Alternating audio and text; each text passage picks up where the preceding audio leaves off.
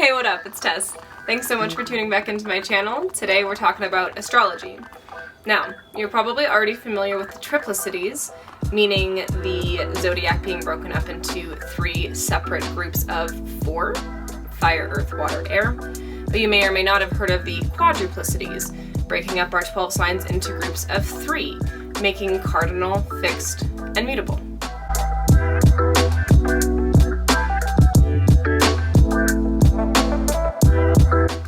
The more you get into learning astrology, the more you realize that every single sign, their quadruplicity, their triplicity, their duality, they all have meaning and personality traits that contribute to the sign as a whole. Especially if you are just getting into astrology, this is a great place to start. As always, I'm a student, not an expert. Cardinal, fixed, and mutable signs each hold their own specific personality traits and tendencies, and that's what we're going to dive a little bit deeper into. If you take your 12 signs and you lay them out on a piece of paper, you'll notice patterning. It's not random, it's very, very logical. Your rotation will always go fire, earth, air, water, just as your rotation will always go cardinal, fixed, mutable, cardinal, fixed, mutable. As Aries is the first house, that's where our zodiac year starts. So starting with Aries in fire, that is a cardinal sign. I just feel a little bit scattered. So when you lay your 12 signs out on a piece of paper, you'll notice patterning to them. We always start in Aries, that's the first house, it's where the zodiac starts. So Aries is a fire sign and Aries is cardinal. So starting there, you're always going to rotate from fire to earth to water. Oh, sorry. Fire, earth, air, water. Fire, earth, air, water. And again, starting from Aries as a cardinal sign, you'll always go cardinal, fixed, mutable. Cardinal, fixed, mutable. That's how it rotates through the 12 signs. If you would like to make a chart for yourself, I have that and I use it often. So what are traits of a cardinal sign?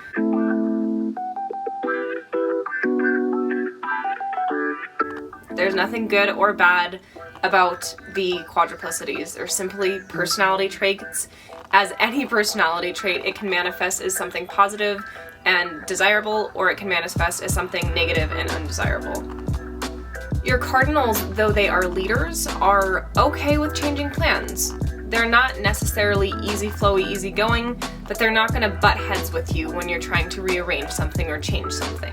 Your cardinal people are your initiators, your leaders, your go-getters, your delegators. They're usually really good at starting up those projects at work, maybe not so good about following through with them. They might have a mindset that says, if you want it done right, just gotta do it yourself. That being said, they're not super resistant to change. They can absolutely get on board with new plans and new ideas. They just like to be at the head of the pack. That's cardinal. Your cardinal signs are Aries, Cancer, Libra, and Capricorn. Okay, let's move on to fixed signs.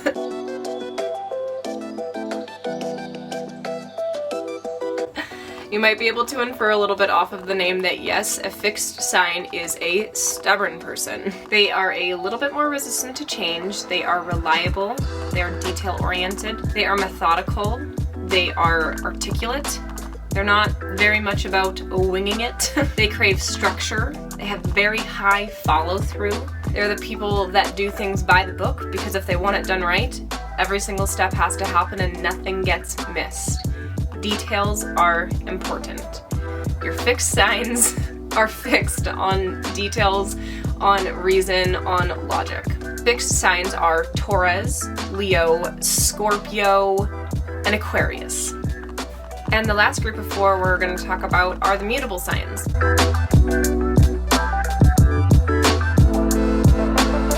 And they're probably not too mad that they've gone last because they don't really care. They are your easygoing, flowy, not too bothered type of people. They're flexible. They adapt to change the easiest out of the quadruplicities. They're really just along for the ride. They take direction well, and they're not easily offended. These are just your chill humans of the world. Your mutable signs are your Pisces, Gemini, Sagittarius, and Virgos. So start thinking about the people in your life or the people you work with, think about what signs they are, and try to decide.